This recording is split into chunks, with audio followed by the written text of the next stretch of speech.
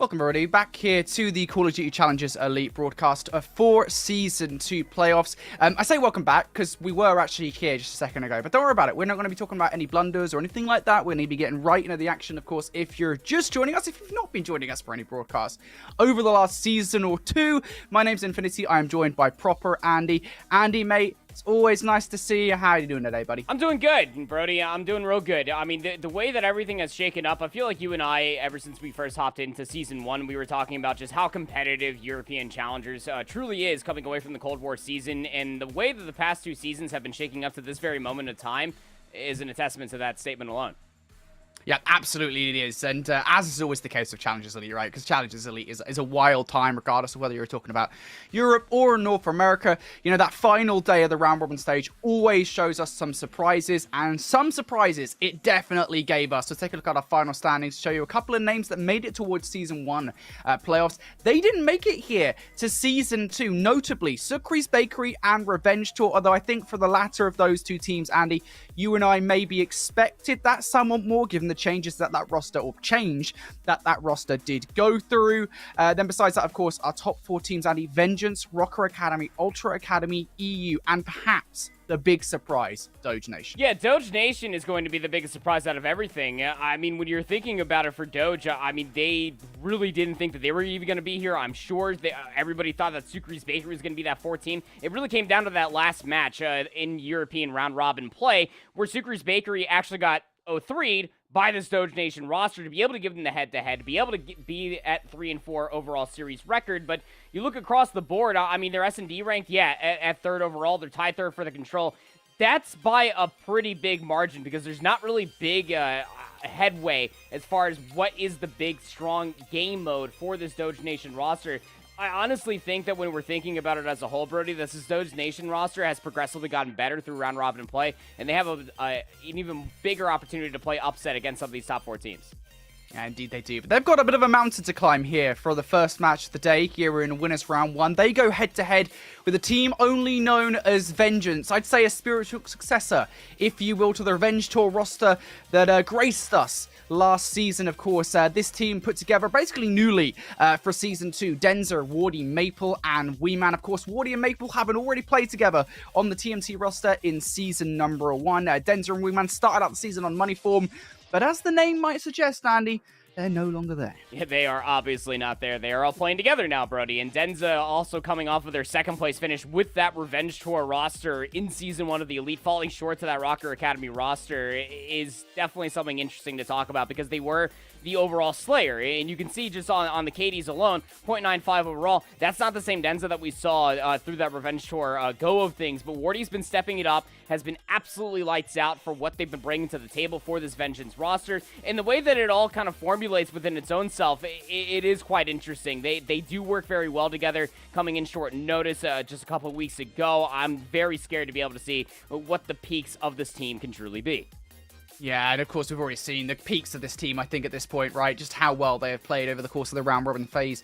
They are first in overall map win-loss record, overall series win-loss record. Of course, that is what got them there to first overall in the round-robin stage. But I think most notably here, they are the #1 team in control in the region at 6-1, and of course, second in hardpoint as well. Those two strengths in those game modes here, Andy, are what certainly are going to pull them through in this series. Yeah, and that second place for hardpoint, it's not by much when you're really thinking about it. I mean, 9-4 overall is not a bad place to be. Minnesota Rocker are sitting at 10-2 overall, so it's really not that big of a margin. But when you're thinking about the differentials, that's where the argument's going to really be coming down to. And hey, if you are a strong control team taking the swing map mode combo, that could say a lot about what a team can honestly do. You go down 0-2, you have that reliant of a control, you could bounce back from any part of the series. We've seen Vengeance do that actually against their adversaries in round robin play.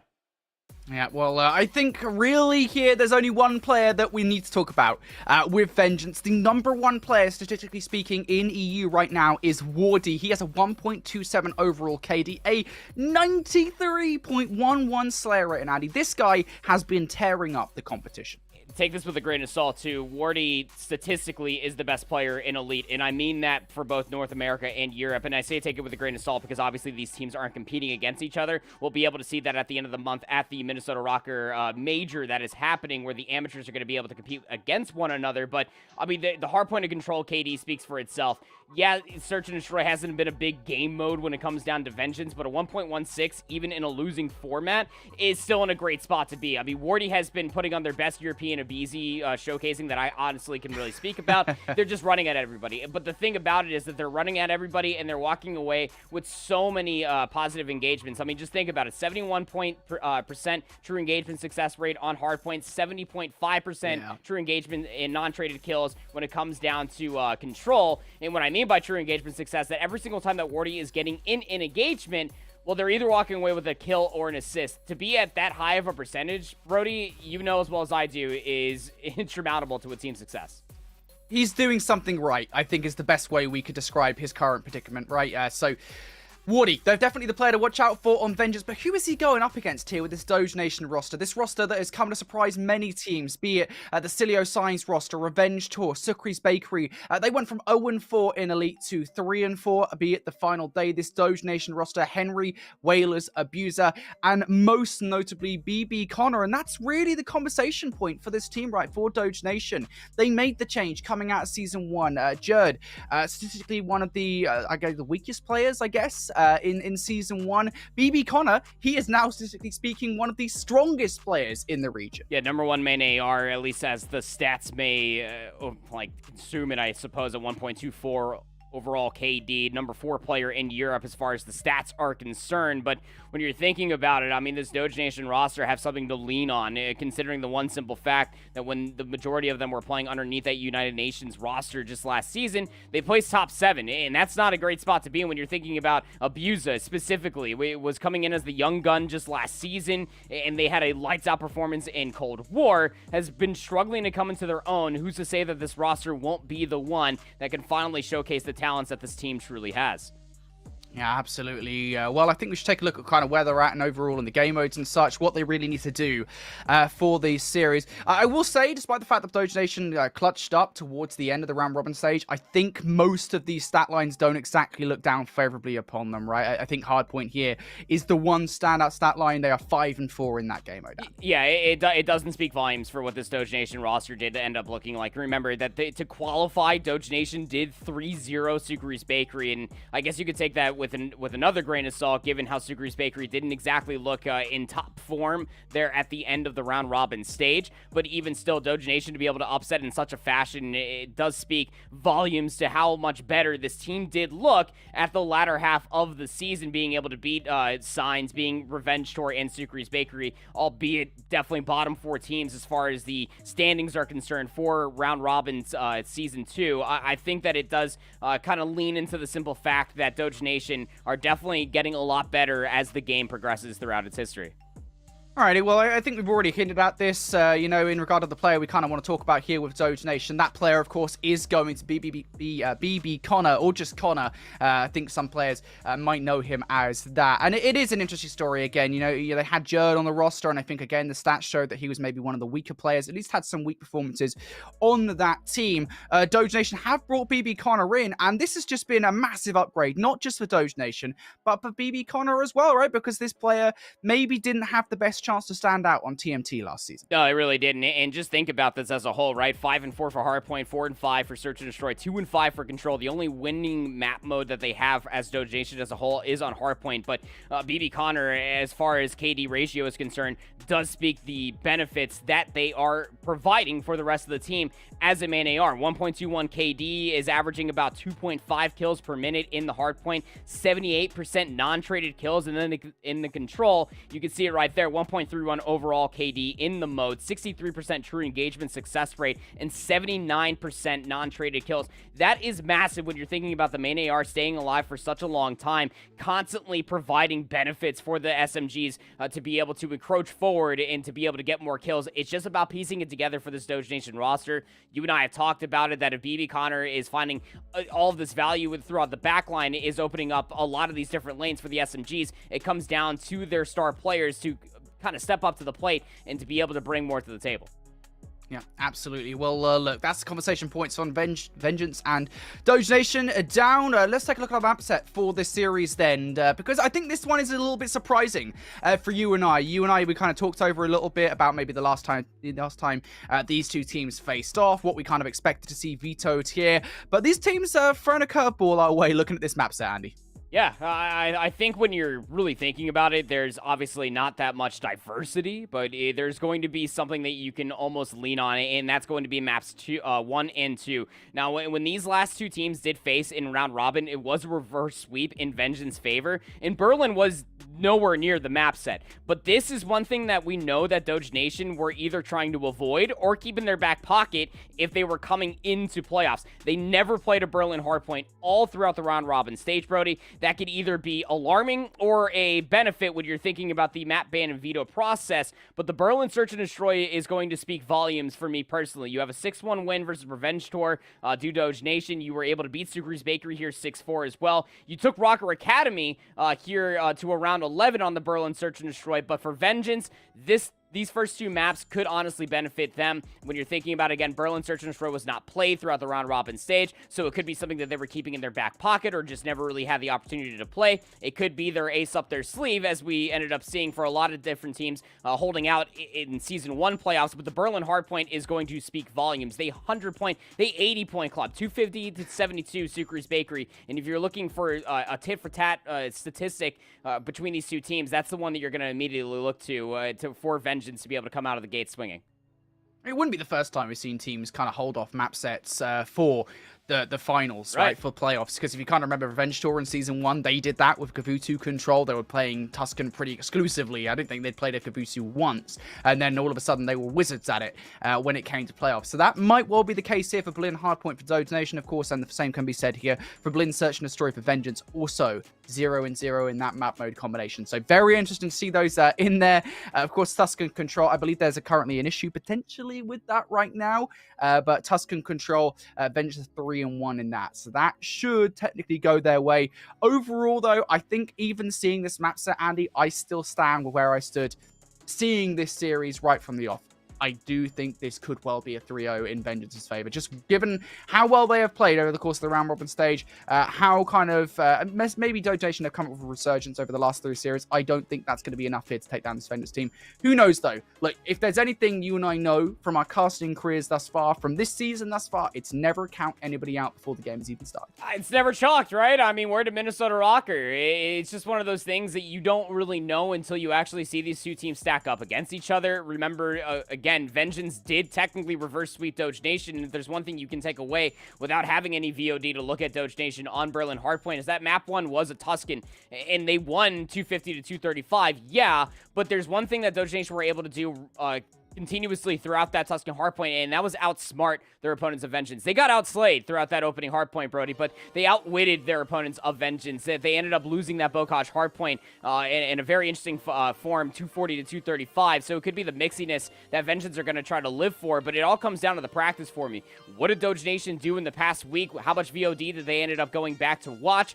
And what were their scrims looking like, depending on who they were scrimming, what were the outcomes for that as well, to be able to beckon to be a top 4 team. Obviously, they are in the season, but again, we didn't really expect that this team was going to be here, to say the least. So I think that we're going to have to look at what the practice could benefit for this Doge Nation roster. You and I know that these players have it within them. We already gassed up Connor enough. We know that their stats can obviously uphold to the value that they are looking to bring for this Doge Nation roster. But when you're going up against this Vengeance team, they've progressively been getting better as the season has been going on. The same argument could be said on the opposite side. Their practice could obviously be that much better, and they could just come out in 3-0. You're not wrong, but I think this first map is going to speak volumes to what Doge Nation are going to be bringing to the table. It's going to be interesting for sure, right? Vengeance versus Doge Nation. That is going to be the match that we have here on Clutch. We should also say here, there is another channel going on right now. Rocker Academy going head-to-head with Toronto Academy EU. That is going to be incredible. The Battle for the North rages once again in challenges. You can go check that out at youtube.com/COD Challenges. I believe Spaceman and Dream Crazy are taking on that one. If you want a match to watch, that is probably the best place to be right now. So we're going to throw to a quick break. We're going to get Vengeance versus Doge Nation hopefully started. Who knows what's going on. We're back in just a sec.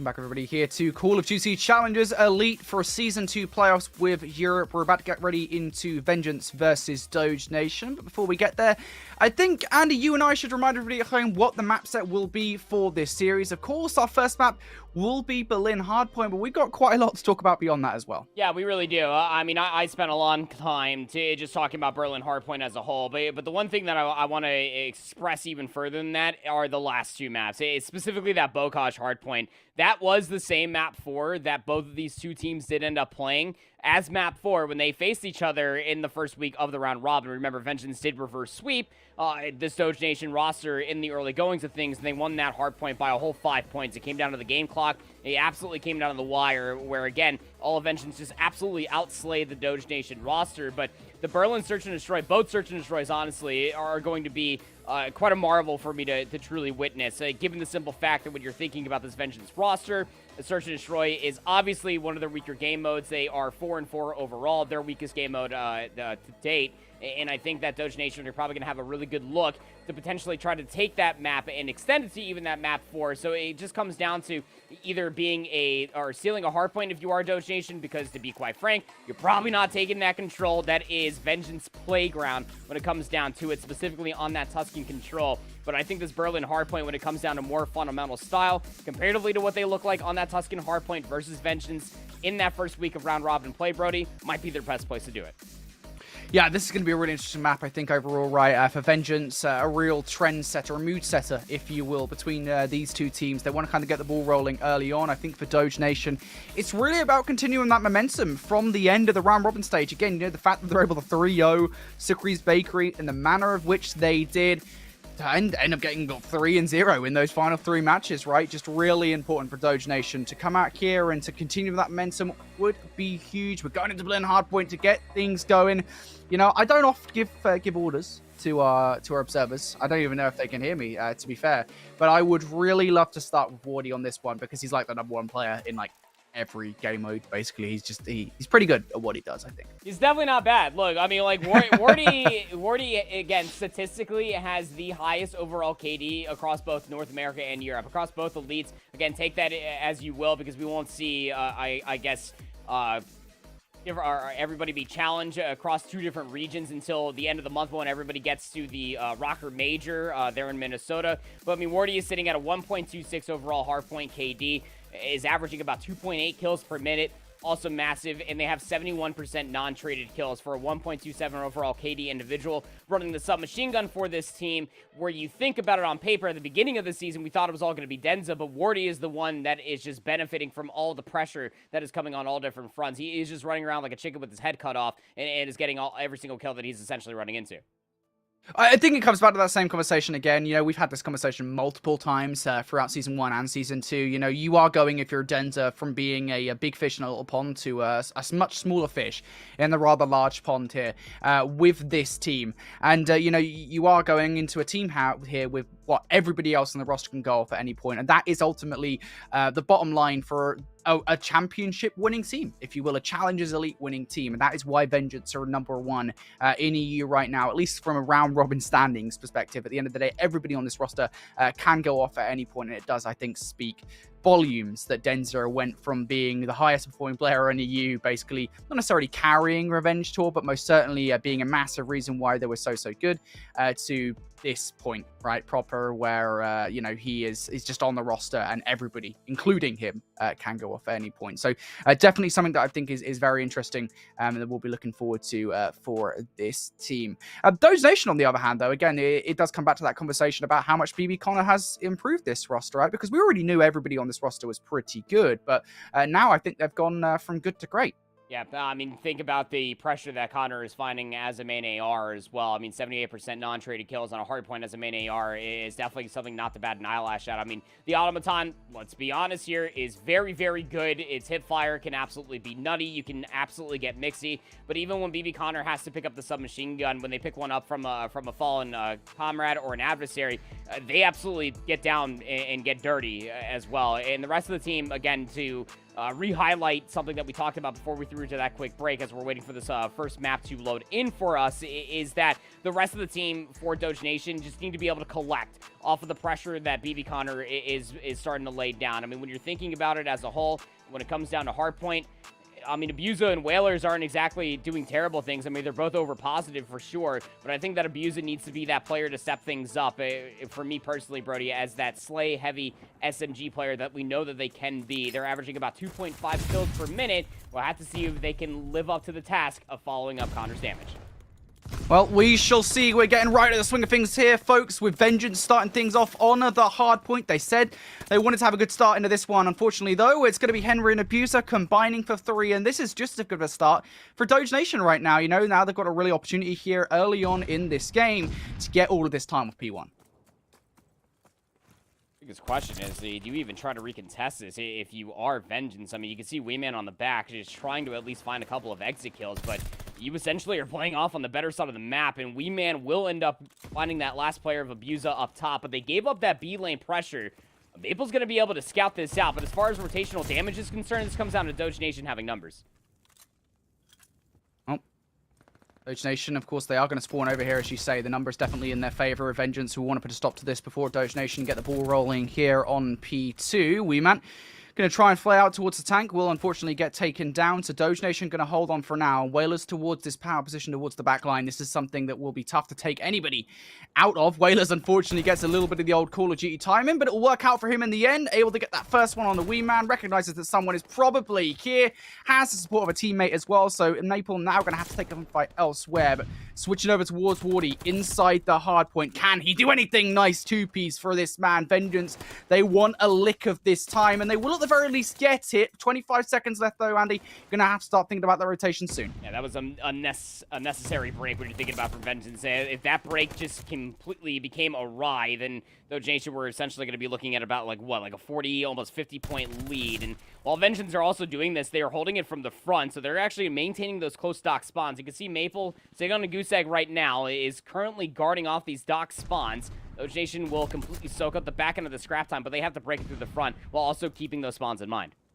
Big hard point early on for Vengeance. They want to hold on to this game. They want to take the lead away from Doge Nation. Doge Nation can break this on through that dock side, but Wardy now looking to start and heat up in this game. There is his first kill. Knows that somebody has broken through the defensive line. That will be Abuser, who has taken out Denzer inside the hard point. How much more disruption can Abuser cause? He is playing his life excellently. Will finally get taken down, but not before Weeman takes him out of the equation. So Vengeance at the moment doing a really good job of holding Doge Nation at bay. They're about to take the lead here, Andy. Yeah, and this is unfortunate when you're thinking about Doge Nation, that Abuser was able to find a lot of pressure coming in from fire, but the pressure that Connor was trying to lay down over by docks just did not come their way, so the spawns are still there for Vengeance. They're able to reinforce this hill a whole lot quicker. Doge Nation are trying to keep Vengeance trapped in here with about 8 seconds to battle over inside of P3. This is the right call because you can see where Doge Nation are setting up at. You got one player is Whalers in the backside of Warehouse trying to cut down the crossover by B lane, and then you also have players trying to soak up the initial time inside of P4.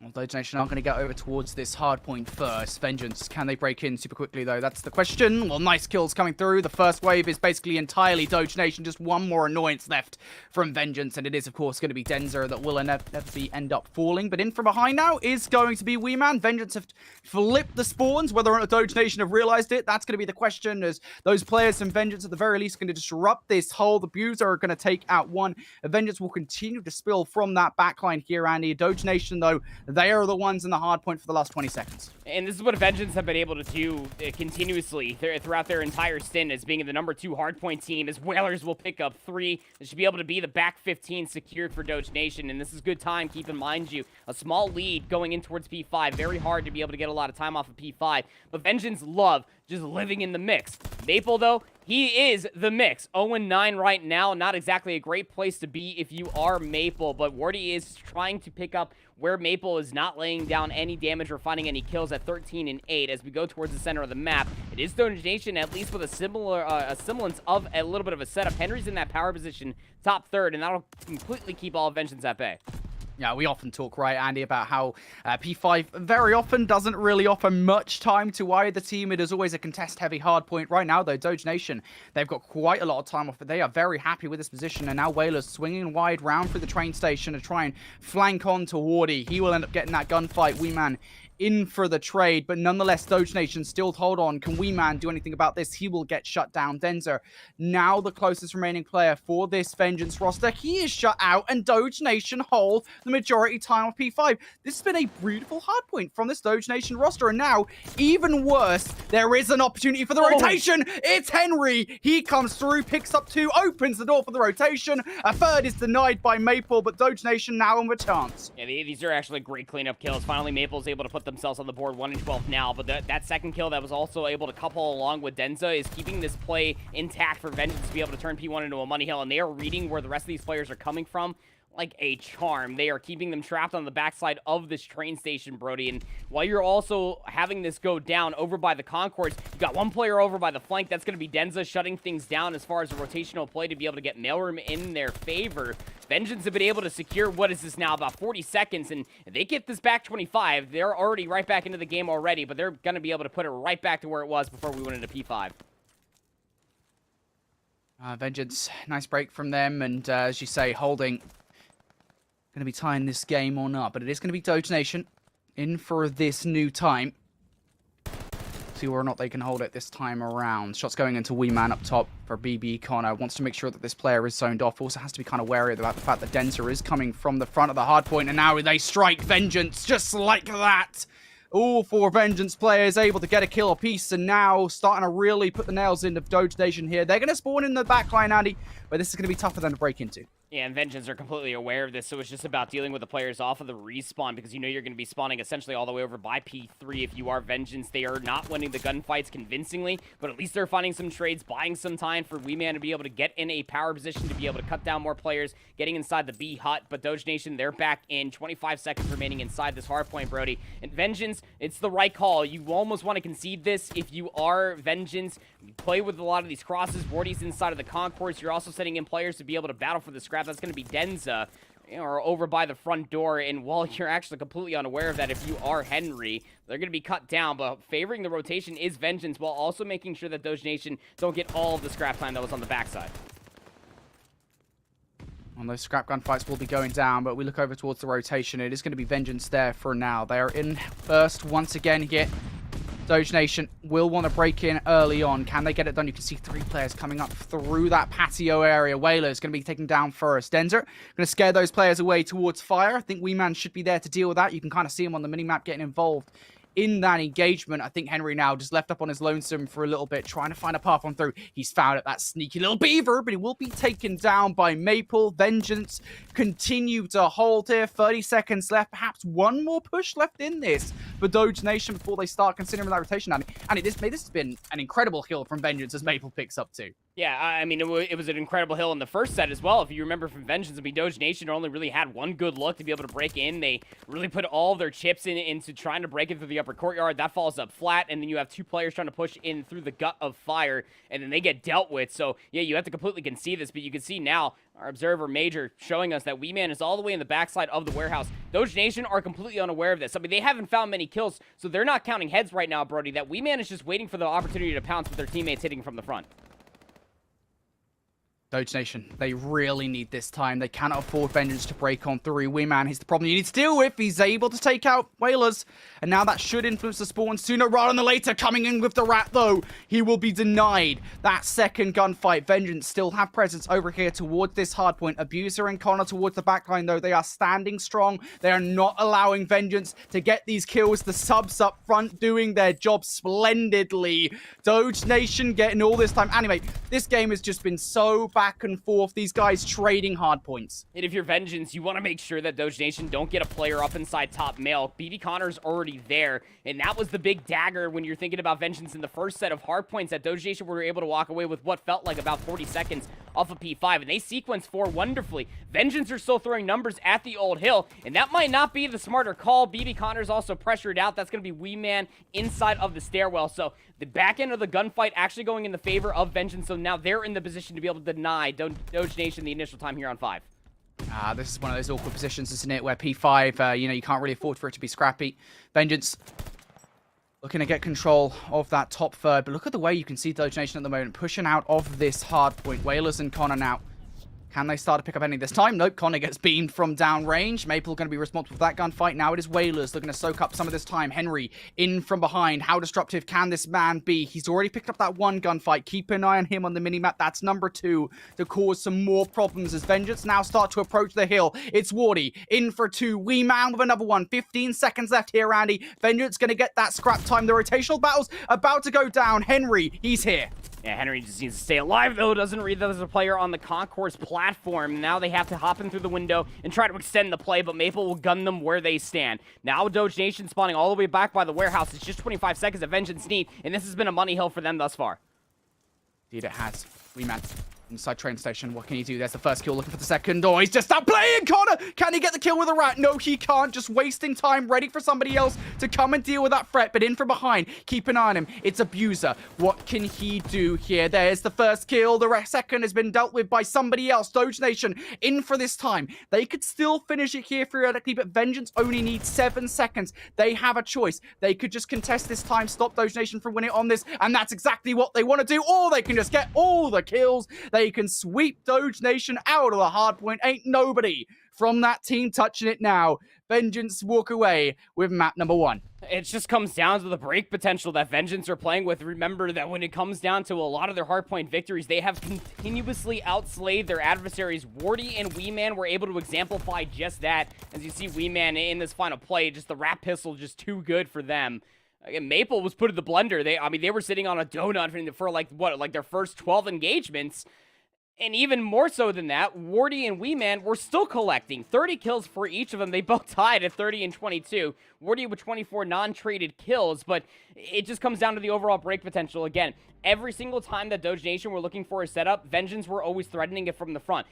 When Doge Nation had that setup on P2 within that final set of hardpoints, Brody, Vengeance were threatening it from the front and were able to spawn trap Doge Nation in towards that back warehouse. Same thing could be said about P4.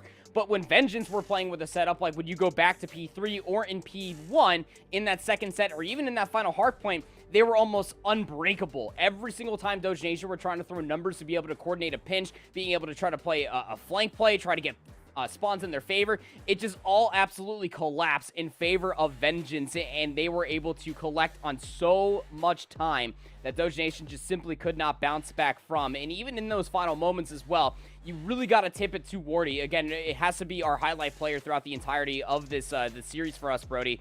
He is the number 1 player as far as overall stats are concerned. He had the one play just to play their life over inside the concourse. Every single one of the teammates of Vengeance had died, and Wardy was just able to stay alive that much longer and wait for the respawns to come through the upper courtyard to coordinate a pinch with Wee Man, and then it was a 4-player down, and Vengeance were able to close it out. Just wonderfully played out. Just good fundamental hardpoint coming out of the submachine gun player of Vengeance. And I should say as well, I think we kind of expected such a close hardpoint between these two teams. Again, if we kind of go back to kind of what the first series between these rosters did look like, then it was a Tuscan hardpoint victory for Doge Nation. That was a 250 to 235. And as you've already stated, at the beginning of this one, the Bacage hardpoint 240 to 235. That one went to game clock. It's very interesting to see this, once again, being a very close hardpoint between Vengeance and Doge Nation. Now we go over towards the Search and Destroy, though, and this is where things get a little bit spicier, of course. This is, statistically speaking, the weakest game mode for Vengeance. If there is going to be a map anywhere that Doge Nation take, it will be this one. Yeah, it absolutely will be. I mean, Doge Nation going into the Berlin Search and Destroy, they are 2-1 in their and they only lost around 11 to Rocker Academy, and that was an absolute barn burner of a Search and Destroy. I do remember that one very vividly. For Vengeance, on the other hand, for Berlin Search and Destroy, well, they never played it throughout Season 2, and there's not a whole lot of stats that we can go back to Season 1, because, again, this is a conglomerate of a whole bunch of different teams that have now formulated themselves ahead of the qualifier for Season 2, and now find themselves as the number 1 seed. But it gets quite scary when you're thinking about these players from top to bottom. You and I were talking in the digital green room, when you're thinking about these players as far as on paper is concerned, they should be very, very good at Search and Destroy. A lot of fundamentals on the back end of Denza, Maple, Wee Man, historically throughout Call of Duty's past, about what they're able to do in Search and Destroy, and it all just comes around to playing around what Wardy can also play as the instigator on this Berlin Search and Destroy. When they get in first blood engagements, they win 72% of them. That's nuts. And they're still sitting at 1.16 overall KD for the mode itself, Brody. But you're absolutely right. This is going to be the best chance if you are Doge Nation to be able to even up the series record, because when it comes down to the Tuscan Control, that's a toss-up, because the Control game mode as a whole, that is the best one that Vengeance have. So it's either win it here or it could be a very quick 3-0 on the day for Doge Nation. Yeah, it is interesting, isn't it? I do feel like if this one goes the way of Vengeance, this is probably going to be a 3-0 again. I think the Control is it's going to be a tough one for sure for Doge Nation, right? Because Vengeance have ultimately only lost one Control. I believe it was Toronto Ultra Academy EU that were the team that take it away from them. But beyond that, you know, it is just ultimately tough, right? For this Doge Nation roster to go into this series. You know, again, they wanted a lot of momentum coming into this one. You know, they already won, what, three series straight at the end of the round robin stage. They wanted to win that map number one to kind of continue that here. Unable to do it. And this Search and Destroy is going to be very interesting overall to see. That being said, I think Doge Nation, their Search and Destroy, albeit it isn't the best, I think they do look a little bit better than they did in Season 1 for sure. Again, BB Connor has made a lot of changes to this team. Maybe not necessarily in the way that they're playing, for example, but just in terms of what he's bringing to the table. Again, you know, he is the #1 main AR in the region right now. And that should be something that I think Doge Nation will want to kind of exploit coming into this one overall. But I guess we should kind of talk about maybe something coming up here for challenges while we wait for this second map to get underway. Mate, the Minnesota Rocker Open is not that far away. There's been a lot of discussion about it on Twitter. You know, a lot of who's going to the event from EU, APAC, and LATAM. I think we've got like 10 international teams attending the event. It's going to be exciting, mate. We've been waiting for answers about who's better between North America, Europe, APAC, LATAM for the last couple of years. We're going to get them. It's exciting. Yeah. The international competition is something that both you and I have even been talking about. Me, obviously, based in North America, and you based across the pond, man. It's just one of those things that we don't really know. We haven't been able to see international talent what feels almost to be about 2 years at this point in time. And yeah, we've had some online little stints, but that's online. Everything changes when we are playing on that local area network, and things can absolutely become quite dire for a lot of these teams where they actually do stand. Because, again, there comes a point in time where obviously for these European teams coming over across seas to be able to compete against these North American teams, it could be, you could feel the pressure. Obviously, a lot of these North American teams that are being represented in the Challengers Elite are obviously have closer stints as far as the CDL is concerned. But I definitely would be scared if I was North America, because the EU absolutely has a run-and-gun mentality. When you're looking from top to bottom, as far as stats are concerned, shout out to Easy Mac, by the way, you have a lot more standouts, if you will, for a lot of these players, for what they are bringing to the table, and a lot more fundamental strength, I would say, across the board from our top 3 teams that are represented here in European Challengers Elite Season 2. Specifically, I mean, for this Vengeance roster, for having such little time formulated with one another, their fundamentals on hardpoint are absolutely stellar. And when it comes down to Search and Destroy, this is something that I want to be able to look at, to be able to see what they might actually stack up against when we do get to that Rocker Open. For a lot of these amateur teams, I'm sure are probably feeling the same way, whether they're watching from LATAM, APAC, those 2 teams that are coming over. I believe it's like Renegades and like Zeppa are going to be the other team as well. And then North America, obviously, you know, you got Texas Nation, you got Bear Claw to obviously Lion Wakes to be able to almost combatant against for some of the strengths, like the hardpoint from Rocker Academy, or even against the Control for Vengeance as the other chance. I think it's going to be quite interesting to be able to see where a lot of teams stand internationally when we finally get that land as it's happening just at the end of the month. I can't wait. It's so exciting again. It's that conversation ultimately, isn't it? You know, which region is better? And I don't think we'll get a definitive answer to that, just because of the fact that obviously there are so few bragging European. Rights, though. Yeah, exactly right. I think, you know, what the last time these teams faced off on an international setting on land was like the launch weekend of the CDL back in like November or December 2020. I can't remember. It was a long time ago. Singularity that was in Minnesota. and FaZe Academy was at like at the Atlanta home series back in MW 2019, if I remember correctly as well. Right, yeah, it's crazy. It's crazy, right? It feels like forever. It's a long time ago since we've seen that land setting. I'm so hyped for it, of course. That's going to be at the end of this month. Mate, it is going to be incredible. Cannot wait for that.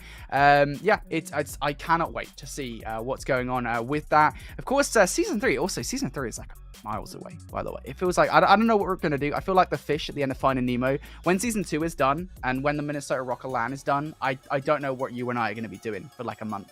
because it's nothing. It's just like we've got nothing to do. I'll be sad. I'm not gonna gonna be lie. slapping on that boss and brief skin and be running rampant in rank play. I'll tell you that much. That's what I'm gonna be up to. Are you a biased caster, Andy? You can't be biased, I'm mate. not a. No. I'm just a Nero stan. You're gonna have to excuse me. Okay, But, that makes sense. yeah. But I think with the search and destroy going forward, Brody, this is something that we actually didn't end up talking about because we, obviously we were gassing up BB Connor so much. I mean, how can you not as the standout player for this Doge Nation roster?